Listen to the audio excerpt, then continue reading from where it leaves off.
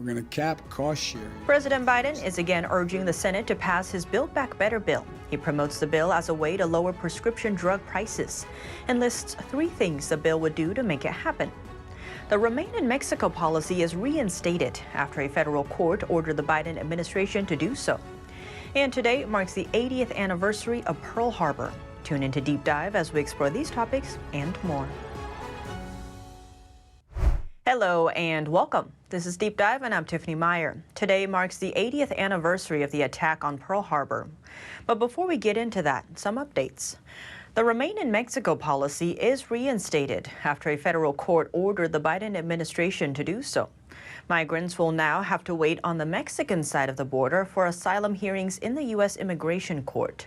That's because a lawsuit filed by Texas and Missouri forced the Biden administration to reinstate the Remain in Mexico policy, also known as Migrant Protection Protocols. Under the Trump administration, illegal immigration decreased significantly when the policy was first implemented in 2019. Biden suspended the Remain in Mexico policy on his first day in office. And during the past few months, Customs and Border Protection agents have seen record numbers of illegal immigrants. On average, there have been 200,000 encounters at the border per month since June. I didn't come to stay in Mexico. Since I departed Honduras, since I left Honduras, I have said I am going to the United States. I did not say I was going to stay and live in Mexico. The immigration office tells us that we have to stay in Mexico applying for asylum. And when you get here, you are disappointed. It is sad. They didn't sort anything out for us over there. That is why I'm going back to my country.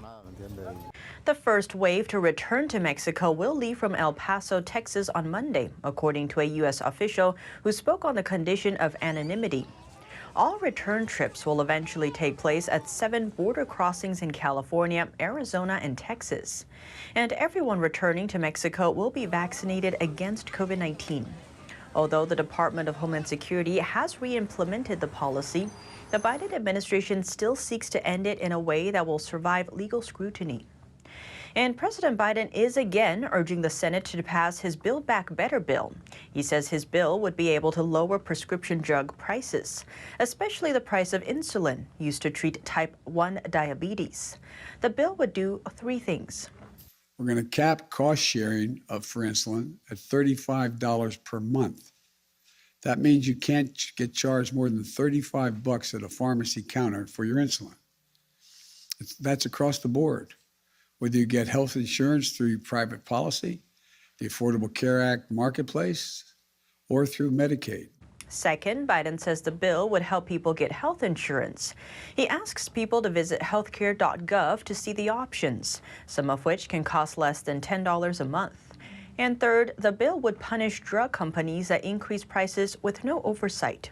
Going forward, drug companies that increase their prices faster than inflation are going to face a steep excise tax. In other words, if you're saying to drug companies, if you're finally doing it because to be accountable, when your prices to the American people go up, you're going to be accountable. The House has already passed the Build Back Better bill. Biden is urging the Senate to pass it as well. And President Biden and First Lady Jill Biden visited the World War II Memorial in Washington, D.C. on the 80th anniversary of Pearl Harbor. Some 2,400 service members and civilians were killed in Japan's surprise attack on December 7, 1941. The President and First Lady held a moment of silence in front of a wreath at the center of the memorial. The White House says it contained one wild sunflower, the state flower of Kansas, in honor of the late Senator Bob Dole. The veteran, who died on Sunday, was seriously wounded during World War II. The Bidens also laid a bouquet in front of the New Jersey pillar in honor of Jill Biden's late father, who served as a Navy signalman in the war. And now for some history. In the mid-1940s, President Franklin D. Roosevelt had transferred the base of the Pacific Fleet from San Diego to Pearl Harbor as a presumed deterrent to Japanese aggression. And the lead up to the war, the U.S. had been Japan's main supplier of oil, steel, iron, and other commodities before 1940. These materials were needed for Japan's military to expand in China and Southeast Asia, as Japan had been at war with China since 1937. By 1940, the U.S. began to formalize aid to China and slowly began to tighten restrictions on Japan. U.S. sentiments were pro-China, but not enough to directly intervene militarily. After January 1940, the U.S. increased aid to China through larger credits and Lend-Lease program. At the same time, the Roosevelt administration gradually moved towards an embargo on Japan for goods such as oil, steel, and iron. In July 1941, President Roosevelt imposed a full embargo on Japan, froze and seized all Japanese assets in the U.S.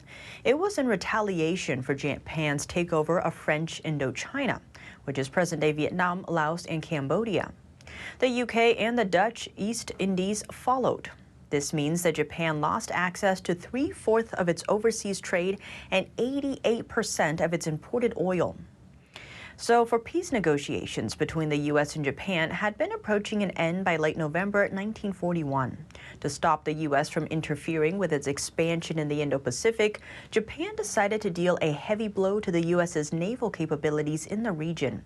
The Japanese planned to give the U.S. a declaration of war before the attack began, so they would not violate the first article of the Hague Convention of 1907.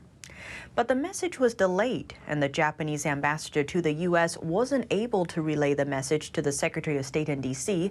until the attack was already in progress. And now for the attack. The first wave of the attack came just before 8 a.m. local time.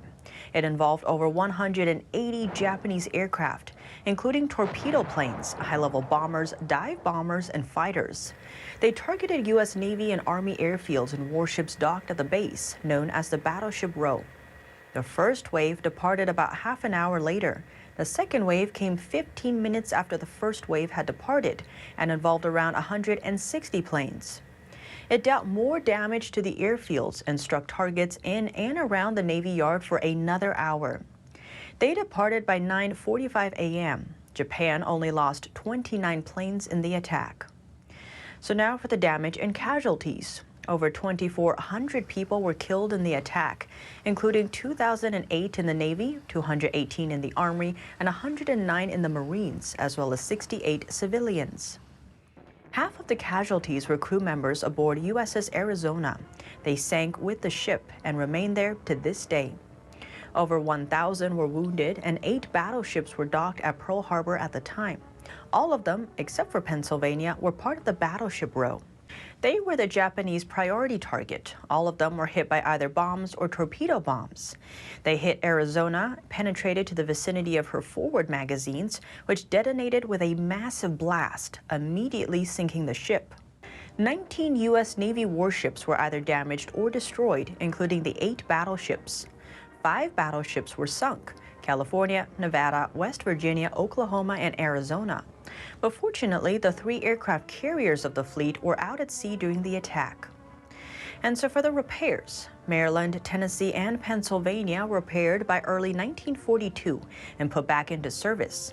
California, Nevada, West Virginia took over a year to be raised, repaired, and put back into service.